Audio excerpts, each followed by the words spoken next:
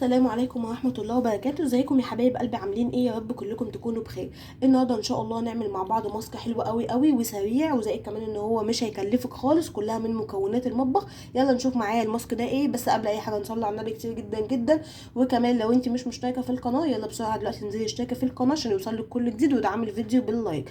اول حاجه كده خلاص، يلا نعمل مع بعض ماسك سريع جدا جدا، هيشد البشره، هيفتحها جدا جدا، زائد كمان ان هو يخلي البشره ناضره جدا جدا وفيها لمعه غير طبيعيه وحلوه قوي. كل اللي يشوفك هيقولك انت بشرتك حلوه جدا جدا. قبل اي حاجه كده نشوف مع بعض مكونات الماسك ايه هي. واول حاجه معايا يا حبايبي، معايا الدقيق الابيض بتاعنا العادي جدا اهو. ايوه زي ما احنا كده سامعين، الدقيق تحفه في التفتيح، بيشد البشره جدا جدا جدا، بيخلي البشره دايما شباب ومش بتعجز ابدا. اللي بيستعمل الدقيق عارف انا بقول ايه، وعارف قد ايه الدقيق حلو قوي قوي، بيشد البشره بطريقه فظيعه، بيخليها دايما مشدوده، ما فيهاش اي تجاعيد ولا اي خطوط. طيب معايا ايه كمان؟ معايا البن.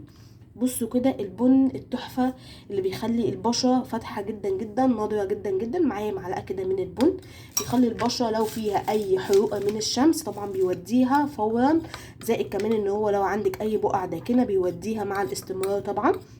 حلو قوي قوي، بيفتح البشره جدا جدا. مضاد طبعا للاكسده، يعني بيخلي البشره ناضره وفاتحه دايما. حلو قوي قوي قوي. طيب معايا كده معلقه من الدقيق ومعلقه من البن. طيب وبعدين هنعمل معايا ايه كمان؟ انا بقى دلوقتي عايزه بشرتي تترطب كده عشان خاطر طبعا رمضان، مش بنشرب ميه كفايه. زائد كمان ان بشرتنا مش مترطبه خالص وناشفه الايام دي. طيب معايا ايه؟ معايا الزبادي. الزبادي ملك في التفتيح، ملك في النضاره، حلوه قوي قوي.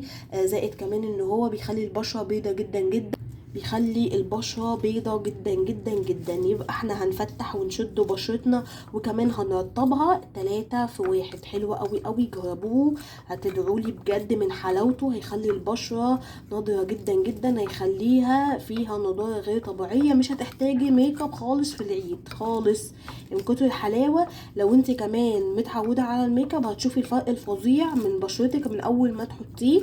حلوة قوي قوي. طيب هبقى محتاج حاجة بسيطة جدا جدا من الزبادي. شايفين كده؟ كتري بقى الزبادي اصلا حلو على البشرة جدا جدا جدا، يعني مش يعني حاجة حلوة قوي. محتاج زبادي، حطي له زبادي، حطي زبادي. عفوا يا حبايبي. حلو قوي. بصوا كده، ونبدا ان احنا هنقلب كده لحد ما نحس ان القوام بتاعنا بقى مرتاح معايا، يعني القوام بقى يتفرد على البشره. شايفين كده؟ لحد ما الزبادي تبدا ان هي تتفرد بكل سهوله. بصوا بالمنظر ده كده، واقلب اقلب اقلب اهو. حلو، ممتاز ممتاز ممتاز. جربوه، الزبادي بيرطب البشره بيبيضها، ممتاز. الزبادي حلو قوي قوي للبشره، مع الدقيق كمان بيشد البشره جدا جدا، والبن بيفتح البشره جدا جدا. يعني انتي عالجتي بشرتك من كل حاجه بالماسك ده، وكلها حاجات مكونات من البيت، يعني مش هكلفك خالص. شايفين بقى القوام التحفه ده؟ انا عايزه بقى القوام الجميل قوي ده. ابدا ان انا افرده على بشرتي كده بالمنظر ده. شايفين؟ بصوا بكل سهولة بيتفرد على البشرة اهو، عشان اديناله الكمية المناسبة من الزبادي.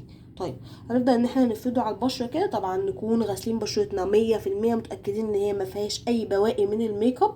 عشان ايه؟ عشان خاطر البشرة تستقبل الماسك بكل سهولة. ونحطه كمان على، طبعا نحطه على الايد، نحطه على الرقبة، تحفة ممتاز.